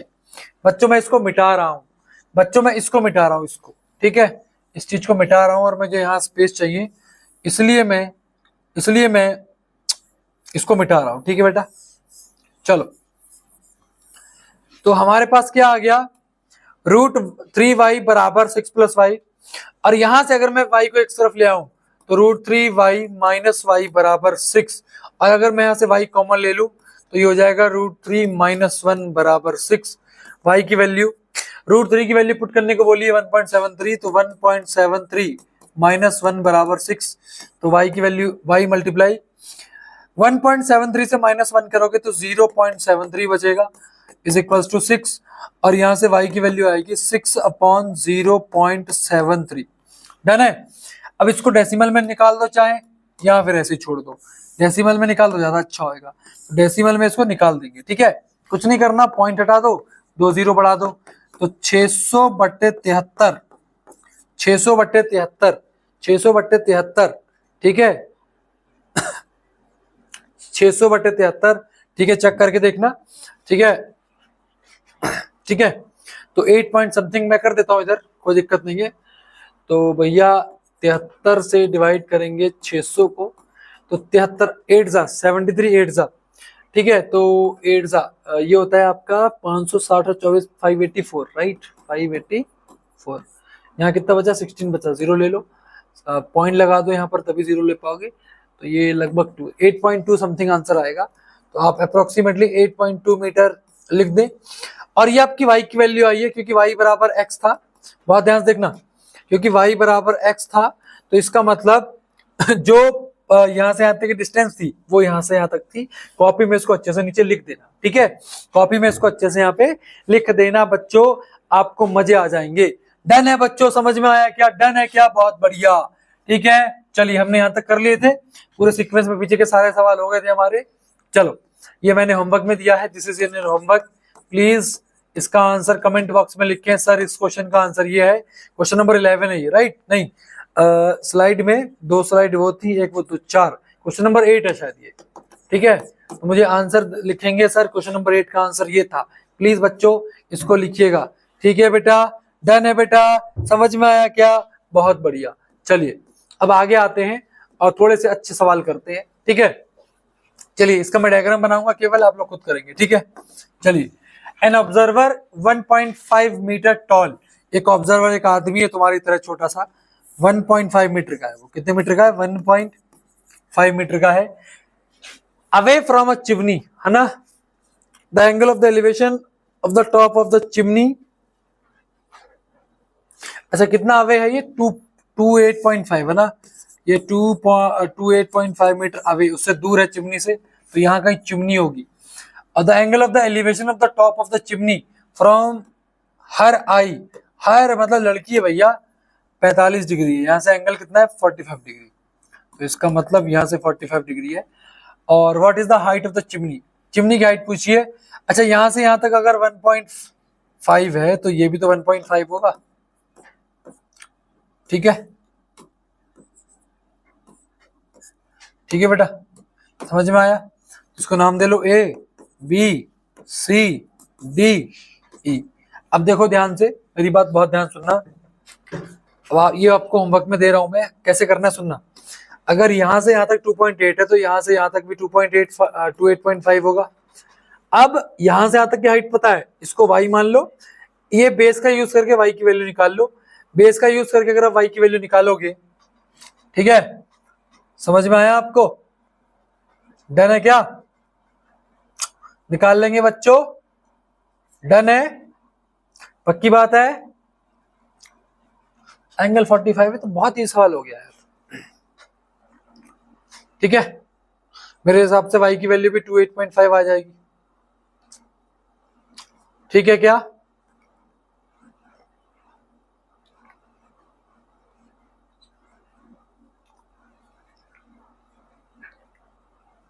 डन है, कर लिया सॉल्व।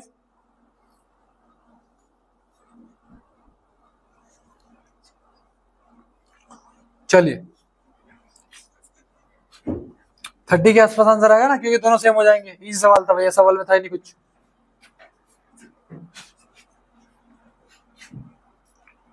डन है बच्चों, बोल दो, अरे आ गया, चिमनी की हाइट कितनी आ गई बोलो, कमेंट सेक्शन बोल दो यार। चलो ओके, चलिए बच्चों, ओके, एक ये सवाल है, एक ये, दो सवाल बड़े इंपॉर्टेंट है, ठीक है, दो सवाल बड़े इंपॉर्टेंट है, बहुत ज्यादा इंपॉर्टेंट है ये दोनों सवाल, वेरी वेरी इंपॉर्टेंट सवाल, वेरी वेरी इंपॉर्टेंट सवाल। चलिए इसे सॉल्व करते हैं, इसे सॉल्व करते हैं, इसे सॉल्व करते हैं बच्चों। क्वेश्चन को पहले अच्छे से रीड करेंगे रीड, तो रीड कर लो ना। As observed from the top of a 75-meter high lighthouse from the sea level, ठीक है, एक लाइट हाउस होगा, एक लाइट हाउस होगा कुछ इतना ऊंचा, कितना ऊंचा, तो 75 मीटर ऊंचा। The angle of depression of two ships are 30 degree and 45 degree। यहां से if one ship is exactly behind the other on the same side, इसका मतलब मान लो एक शिप यहां होगी और दूसरी शिप जैसे इसके पीछे होगी, ठीक है। अच्छा, तो कह रहा है कि angle of depression of two ship are 45, 30 and 45 degree. तो डिप्रेशन के लिए टॉप से मुझे यहां पर क्या बनाना पड़ेगा, एक हॉरिजॉन्टल बनाना पड़ेगा, खींचना पड़ेगा, और यहां तक का जो एंगल बनेगा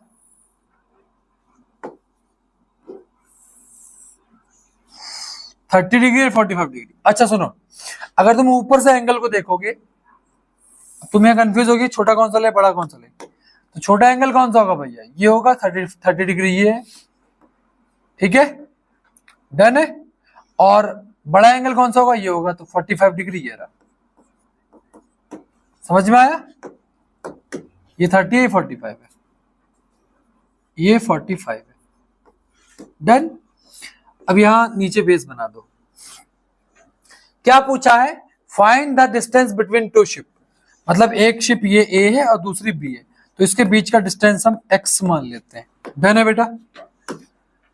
तो let the distance between two ships be X metre, ठीक है, डन है बेटा, बहुत बढ़िया। अब देखो, मैं इसको नाम दे दूंगा सी, इसको नाम दे दूंगा डी। अब मैं कैसे निकाल पाऊंगा ये, अगर मुझे पूरा ए बी मिल जाए और फिर बी सी मिल जाए, तो ए बी में ए सी मिल जाए और बी सी मिल जाए, तो मैं ए सी में से बी सी को क्या कर दूंगा, माइनस कर दूंगा, तब मेरा एक्स निकलेगा, डन है बेटा, डन है बेटा। अब देखो, अगर ये एंगल 30 डिग्री का है तो जस्ट इसका करस्पॉन्डिंग एंगल ये 30 डिग्री का होगा, और अगर ये पूरा 45 का है, कंफ्यूज यहां नहीं होना, ये 45 का है, तो बस ये वाली लाइन के यहां पर करस्पॉन्डिंग बनेगा, तो ये 45 डिग्री का हो गया। बहुत ध्यान से समझना, एक बार देख लो बहुत अच्छे ध्यान से। तो अब मैं बी से लेके सी तक को क्या मान लेता हूं, वाई मान लेता हूं, राइट है बच्चों, राइट है बच्चों। अब एक एक करके दोनों ट्रायंगल को यूज करेंगे। पहले हम 45 डिग्री वाले को यूज कर लेते हैं, 45 के लिए परपेंडिकुलर ये बेस, तो ट्रायंगल डीबीसी यूज कर लेता हूं मैं, ट्रायंगल डीबीसी 10 45 के लिए परपेंडिकुलर है डीसी, बेस है बीसी, 45 की वैल्यू 1, डीसी की वैल्यू 75 और बीसी मतलब वाई, तो यहां से वाई की वैल्यू क्या आ गई, 75 मीटर। वाई की वैल्यू क्या आ गई बेटा, 75 मीटर। अब दूसरे ट्रायंगल को यूज करेंगे, दूसरे ट्रायंगल को यूज करेंगे, 30 डिग्री वाले को यूज करेंगे, तो ट्रायंगल ए डी सी, ठीक है, तो in triangle A D C 30 degree है, परपेंडिकुलर बेस, तो 10 30 बराबर परपेंडिकुलर क्या है, ये रहा परपेंडिकुलर यहां से यहां तक की डिस्टेंस कितनी है, 75 और बेस क्या है, यहां से यहां तक बेस है, तो बेस क्या है, ए से लेके सी तक यानी कि x+y बेस है, क्या है, x+y, तो बेस क्या है, x+y, डन है बच्चों। अब 10 30 की वैल्यू कितनी होती है, 1/√3 is equals to 75 upon x+y। अब x+y की 1 से मल्टीप्लाई करूंगा तो x प्लस वाई हो जाएगा 75√3 की मल्टीप्लाई यहाँ पर हो जाएगी तो 75√3। डन है बच्चों, डन है बच्चों। तो x प्लस वाई कितना आ गया 75 प्लस √3। लेकिन हमको वैल्यू किसकी निकालनी है, केवल x की। हमको वैल्यू किसकी निकालनी है, केवल x की। बच्चों हमको केवल x की वैल्यू निकालनी है, क्योंकि डिस्टेंस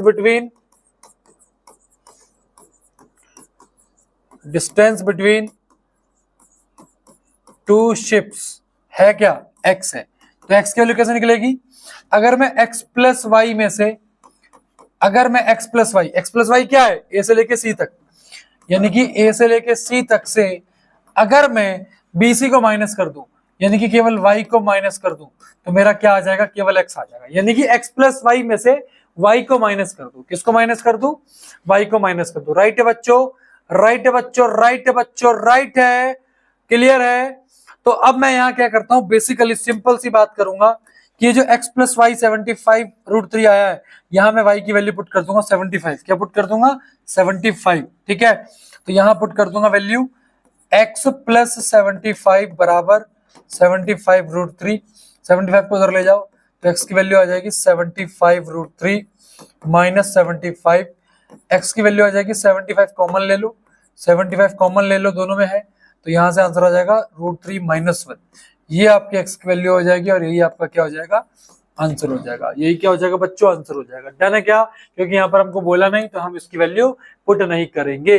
डन है बच्चों, डन है, डन है, डन है, डन है। बच्चे समझ में आया क्या, क्लियर है, समझ में आया। बड़ा इंपॉर्टेंट इजी सवाल था।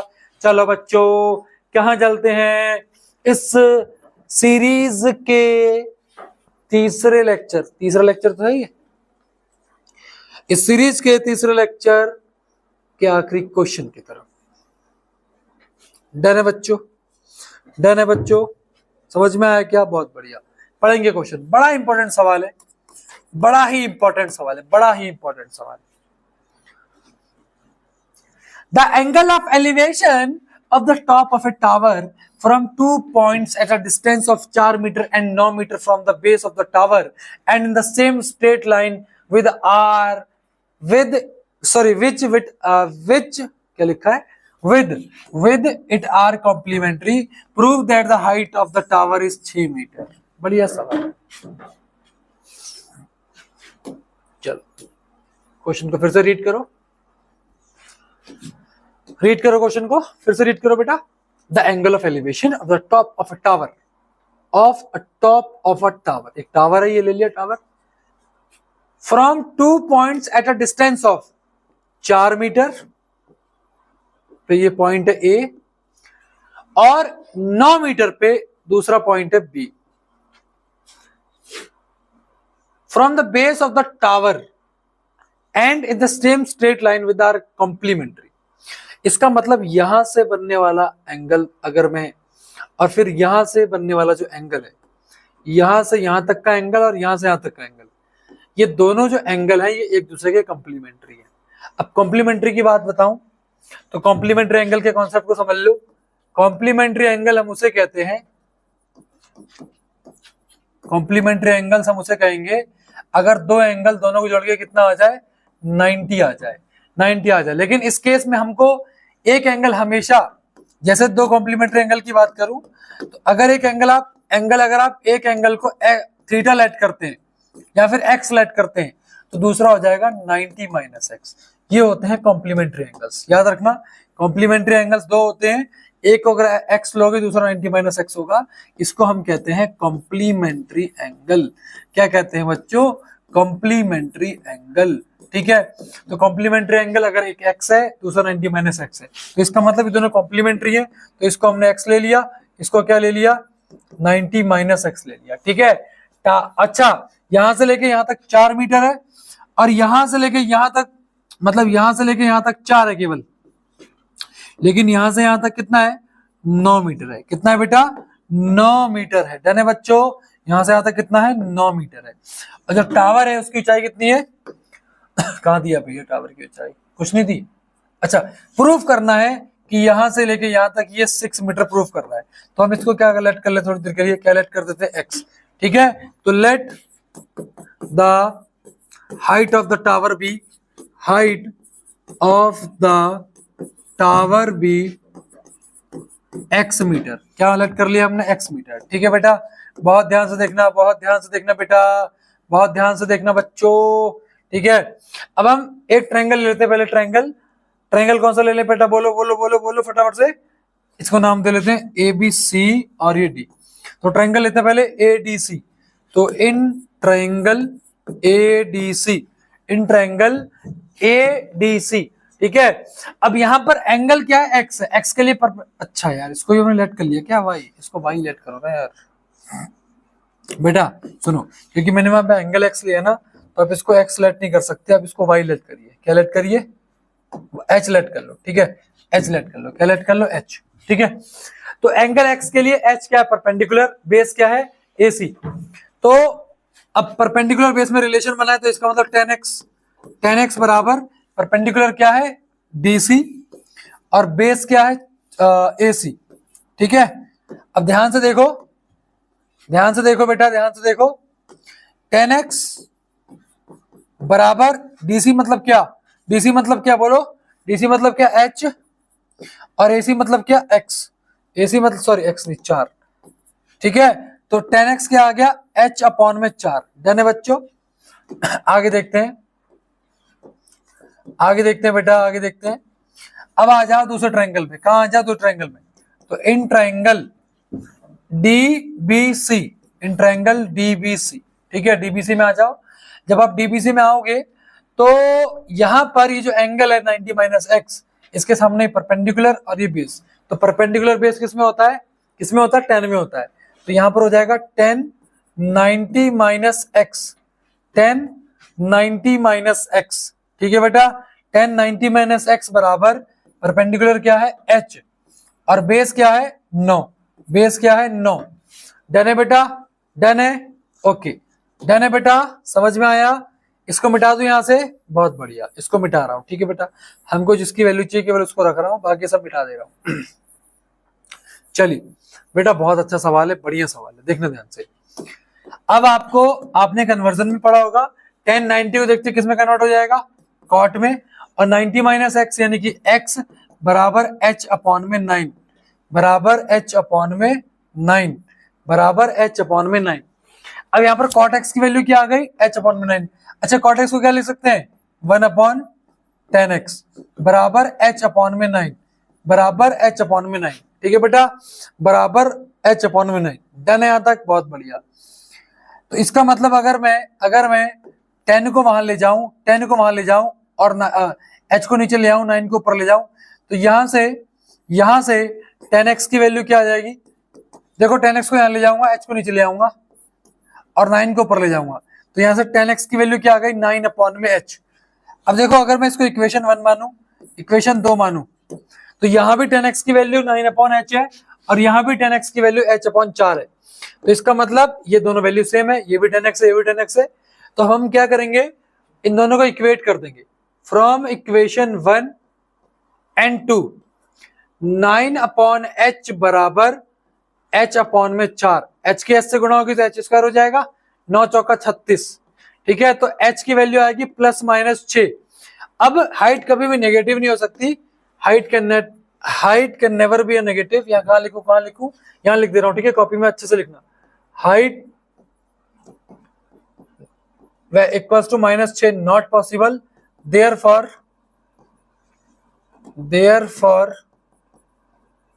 h बराबर 6, और हेंस प्रूफ लिख दीजिएगा, हेंस प्रूफ लिख दीजिएगा। ठीक है, समझ में आया? बहुत बढ़िया, बहुत बढ़िया बच्चों, क्लियर है? ठीक है, समझ में आया? नहीं समझ में आया रहने दीजिएगा, एग्जाम में नहीं आएगा, टेंशन ना लीजिएगा बिल्कुल, ये अलग क्वेश्चन नहीं आएगा एग्जाम में। ठीक है, समझ में आया क्या? डन है बच्चों? समझ में आया? बहुत बढ़िया, बहुत बढ़िया। अब इन 20 क्वेश्चन को अच्छे से कर लेना, 5 नंबर कंफर्म हो जाएंगे। थोड़े सा शायद क्लास लंबी हो गई हो, लेकिन मजे आएंगे आपको। पूरी क्लास पूरी ढंग से एक बार रिवाइज कर लेना, और फिर हम अगली क्लास में मिलते हैं जहां हम करेंगे कोऑर्डिनेट ज्योमेट्री। आप सभी का थैंक यू। टेलीग्राम ज्वाइन कर लो, टेलीग्राम ज्वाइन कर लो इन्फॉर्मेशन के लिए। उसके बाद चैनल को शेयर कर दो दोस्तों के साथ, ताकि उनका भी भला हो। Thank you so much.